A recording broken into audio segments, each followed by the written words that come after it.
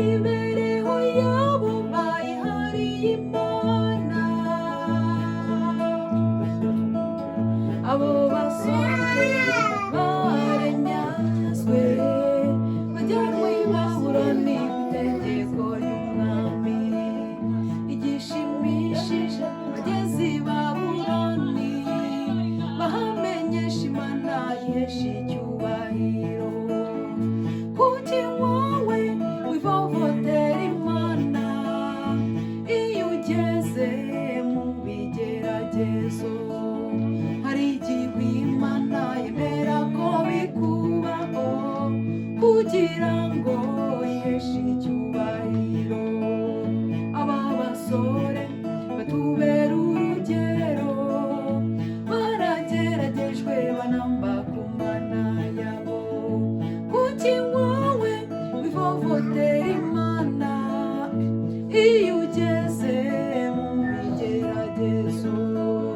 Hari igihe Imana yemera ko bikubaho kugira ngo yiheshe icyubahiro. Aba basore batubera urugero, barageragejwe banamba ku Mana yabo. Itegeko ry'umwami ryaremejwe ko abantu bose baramya igishushanyo. Abo basore bahagaze bemye mu mbaraga z'ijuru banga gukiranya. Bajugunywe mu itanura ry'umuriro maze Imana irazibana nabo. Bavuye mu itanura bose ari bazima, i Babuloni bose bahimbaza Imana.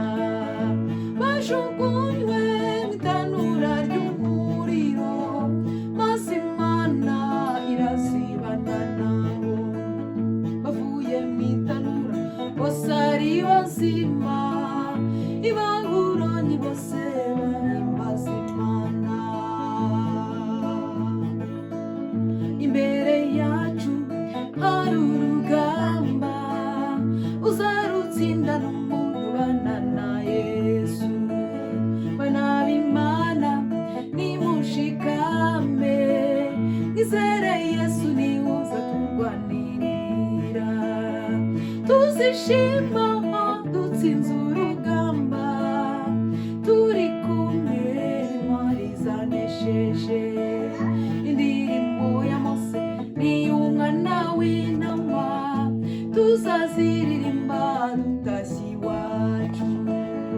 Tuzishima dutsinze urugamba, turi kumwe n'intwari zanesheje. Indirimbo ya Mose n'iy'umwana w'intama tuzaziririmba dutashye iwacu. Indirimbo ya Mose n'iy'umwana w'intama tuzaziririmba dutashye iwacu. Indirimbo ya Mose n'iy'umwana w'intama tuzaziririmba dutashye iwacu.